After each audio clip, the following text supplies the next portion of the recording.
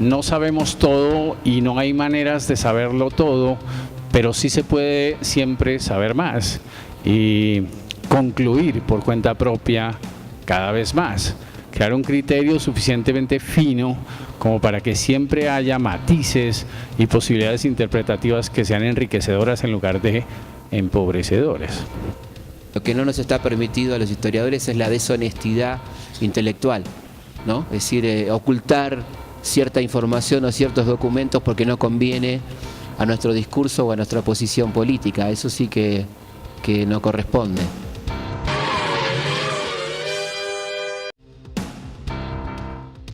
Esos cables en México provocaron un pequeño terremoto que terminó con la remoción del embajador de Estados Unidos en México. Yo creo que de ahí podemos extraer una primera conclusión, que las consecuencias de las filtraciones de información por Wikileaks no siempre son las más deseables. Pero por ejemplo en el caso ecuatoriano, lo que ha ocurrido con la información que ha llegado de Wikileaks sobre Ecuador en realidad ha servido para un ajuste de cuentas, no para una democratización de la información. En Ecuador hay dos poderes que se disputan, es el poder político y lo que yo llamo el poder mediático, y la información de Wikileaks ha servido para el ajuste de cuentas entre esos dos poderes y el resto de la sociedad ha quedado como espectador. El fenómeno Wikileaks y la primera salvedad que yo tendría que hacer es, por ser la redacción internacional del Tiempo, mi área de trabajo, yo empecé a enfocarlo como un fenómeno global.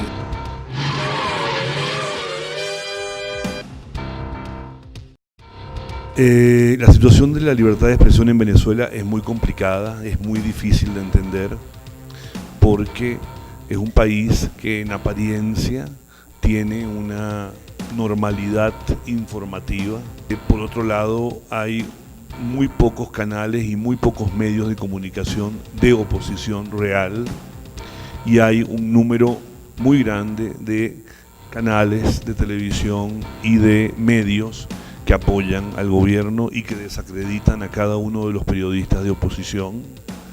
En el caso de Ecuador, digo, no estamos ante un gobierno totalmente dictatorial, como dicen las empresas privadas, y tampoco estamos ante unas empresas de medios totalmente democráticas.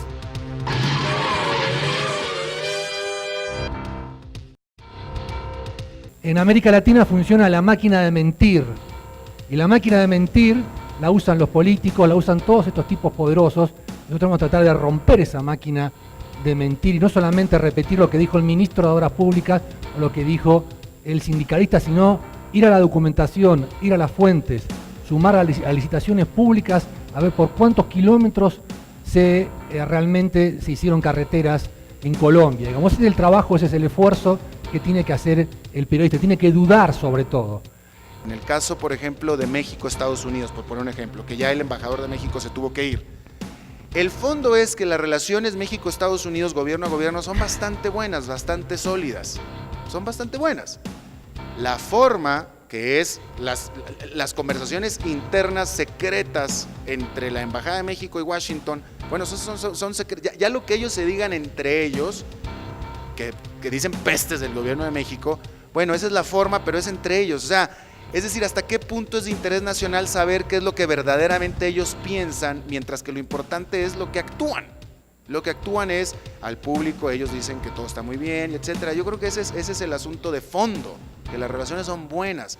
Ya que si el embajador por dentro piensa que el presidente es un estúpido, bueno, pues yo creo que tiene su derecho. O sea, yo creo que el gobierno de Estados Unidos tiene derecho a tener sus propios pensamientos personales que se mantiene para sí mismos.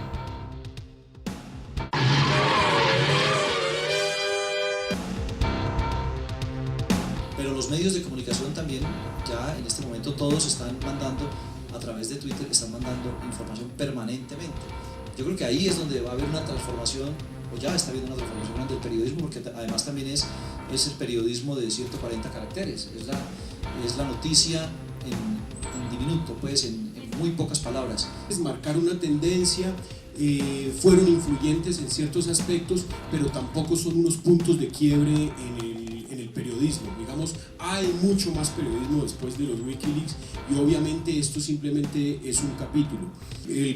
Uno de los puntos es que los Wikileaks sí fueron importantes, marcaron una tendencia, fueron influyentes en ciertos aspectos, pero tampoco son unos puntos de quiebre en el periodismo. Digamos, hay mucho más periodismo después de los Wikileaks y obviamente esto simplemente es un capítulo.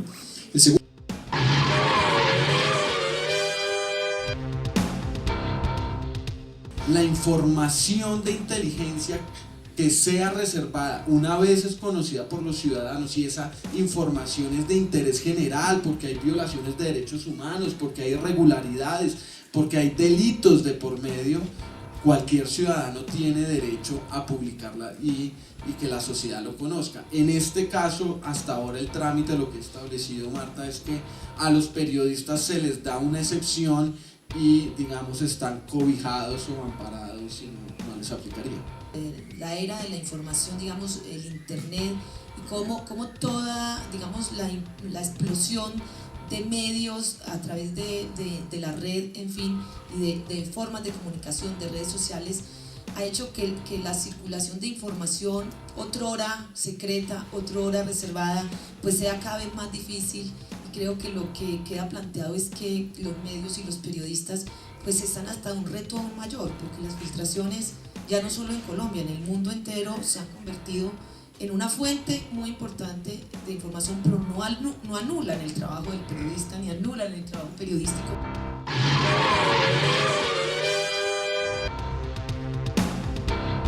Wikileaks promete y sigue prometiendo que que tiene gran información todavía sobre empresas financieras de Estados Unidos. Todavía no ha hecho nada. Concretamente habló del Bank of America, que es el banco de Estados Unidos más grande, pero todavía no ha enseñado nada realmente que sea algo chocante o francamente escandaloso.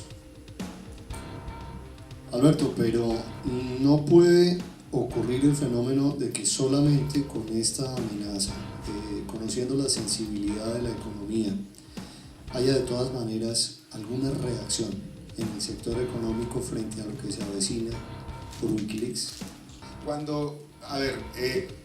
La respuesta es sí puede ser. Cuando se informó, cuando Wikileaks dijo que tenía información acerca del Bank of America, sin decir qué era, pero que tenía información, tomando en cuenta que el Bank of America fue el protagonista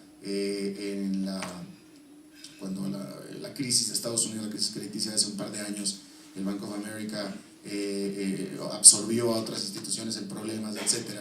Y Wikileaks dijo que tenía información al respecto, y sí, cuando reveló esto Wikileaks o dijo que tenía esta información, las acciones de Bank of America y del sector bancario sufrieron. Yo no diría necesariamente que la diplomacia es la gran perdedora de Wikileaks, o sea, eso daría para un largo debate, pero a mí me parece que la diplomacia de Estados Unidos sale muy bien librada de este asunto.